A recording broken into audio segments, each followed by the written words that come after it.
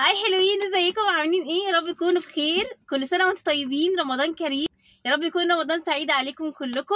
النهارده فيديو رمضاني وحلويات رمضان. هنجرب النهارده اختراعات رمضان من سينابون. سينابون منزل اختراع جديد وعامل بوكسات جديده لرمضان، في بوكس كبير وفي بوكس صغير. انا بصراحه علشان الاسعار غاليه جدا قلت لكم البوكس الصغير. هنجرب مع بعض من اختراعات سينابون. لو اول مره تشوفي قناه شوشتة يا ريت تشتركي في القناه وتفعلي الجرس، وكمان ما تنسوش تحطوا لايك للفيديو. لان اللايك بيدعمني وبيدعم القناه وبيدعم الفيديو ان هو يوصل لناس اكتر. هنبدا الفيديو على طول. تعالوا نشوف مكوناته ايه. اولا البوكس ده ب 180 جنيه، فيه 16 قطعه، وفي بوكس كبير ب 300 جنيه او 320 جنيه. في قطع اكتر يعني، فانا فضلت اجيب الصغير ده. انا طبعا عاشقه سينابون يا جماعه، انا بحبه جدا اصلا. فتعالوا نشوف بقى البوكس ده مكوناته ايه، وهل هيعجبنا الاختيارات اللي عاملها في رمضان ولا لا. واو، شايفين؟ البوكس شكله جامد قوي يا جماعه. انا بحب طبعا السينابون القطعه الكبيره دي. بحبها جدا، فما بجيبش الصغير ده خالص. بس التشكيله دي شكلها بصراحه حلو قوي. انا مش عارفه بقى هي المكونات ايه بالظبط، بس تعالوا كده نشوف مع بعض. قطعتين من الكلاسيك، قطعتين كمان اللي هو الشوكوبون اللي هو بيبقى كله شوكولاته بس ما فيهوش قرفه. وهنا برضو كلاسيك بس عليه صوص تقريبا شوكولاته. وهنا عليه الكراميل ده اكتشفته خطير يا جماعه، اللي هو القطعه الكبيره يعني. كلاسيك وعليها كنافه، وكلاسيك عليها كنافه بالكراميل، وتقريبا في هنا بقى حاجات بالتمر. سينابون بالتمر والقرفه. فتعالوا بقى ندوق كده ونشوف الطعم هيبقى عامل ازاي. بما اني بقى بره البيت وفي العربيه، فمش هعرف بقى امسك شوكه وكده، وطبعا كمان مش هعرف اسخنه. يعني هما كاتبين من بره ان احنا نسخنه وناكله، فانا مش هعرف طبعا اسخنه.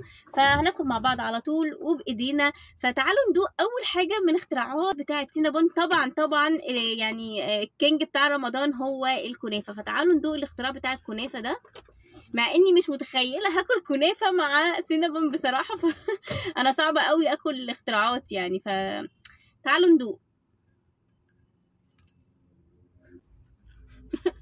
بصراحه السينابون مع الكنافه يعني ميكس غريب جدا جدا. ما فيهاش قرفه، فيها كراميل. الكنافه مع السينابون انا بصراحه بالنسبه لي يعني مش متقبلاه شويه، فانا يعني هقيم الاختراع ده 7/10. تعالوا ندوق اللي بعده. هستنى الاختراعات شويه علشان ما اكرهكوش في الموضوع. فتعالوا ندوق كده. دي كلاسيك وعليها اللي هو الصوص الابيض ده اللي بيبقى بالجبنه. تعالوا نشوف جواها ايه.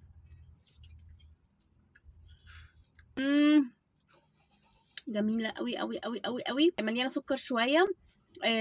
القرفه انا بموت في القرفه فظيعه، مكترينها قوي قوي في القطع دي. تحفه بصراحه، هديها 10/10. تعالوا نشوف اللي بعدها. تقريبا اللي بعدها دي زيها بالظبط. فتعالوا نشوف قطعة تانية. تعالوا نشوف دي ايه. دي مش عارفة بقى عليها ايه. انا هدوق واقول لكم دي عبارة عن ايه.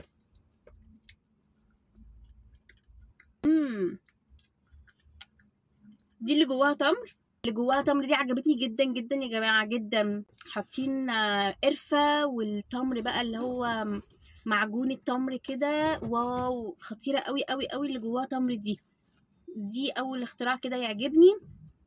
انا دقت خلاص اللي بالكنافه والكراميل دي ما عجبتنيش زي ما قلت لكم. الاختراع ده هديله 10/10 اللي هو بالتمر، السينابون اللي بالتمر. الكلاسيك طبعا كده كده 10/10. انا بعشقه اصلا. تقريبا كلاسيك برضو عليها مش عارفه ده صوص شوكولاته ولا صوص ايه. تعالوا ندوق. هي دي ما عليهاش اي اختراعات يعني، هي كلاسيك بس.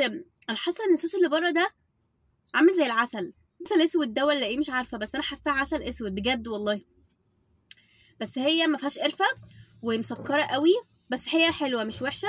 فدي هديها 8/10. تعالوا ندوق بسم الله الرحمن الرحيم. عليها الكراميل اللي انا بعشقها بصراحه، وبحط عليها كمان صوص شوكولاته. فتعالوا ندوق اللي بالكراميل.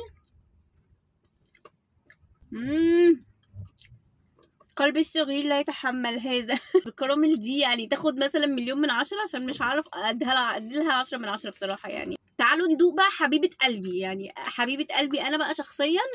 يعني بعد الكراميل دي اكتر حاجه كنت بطلبها اللي هي الشوكوبون دي. انا مش عارفه يا جماعه اسمها شوكوبون ولا ايه، انا نسيت والله. اللي هي كلها شوكولاته وما فيهاش قرفه. تعالوا ندوق بقى كده.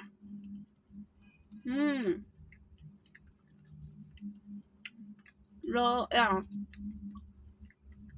كده بقى معايا اختراعين، في واحده بالكنافه وفي واحده كلاسيك هحط عليها حاجه. فتعالوا ندوق اللي بالكنافه، علشان اللي بالكنافه دي بصراحه مش داخله دماغي اهي، يعني مش داخله دماغي خالص.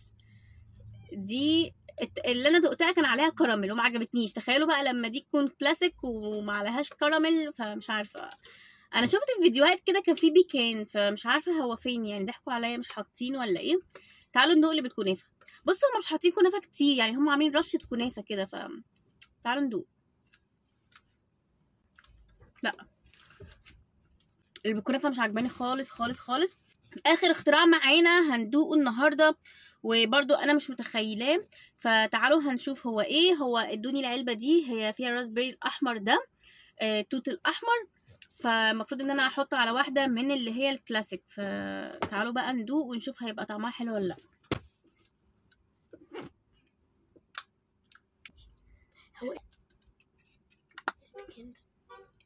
يا جماعه انا بهدلت الدنيا عشان احط شويه توت احمر.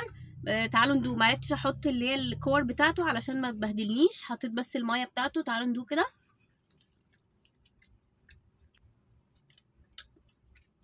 هي مش وحشه، سنه المزازه بتاعه البيري مع السكر اللي بيبقى في السينابون عامل كده معادله، مزازه مع السكر عامل معادله حلوه. فانا برضو ايه، مش هظلم الاختراع ده، فده هديله 8.5 تقييم على بوكس رمضان بتاع سينابون.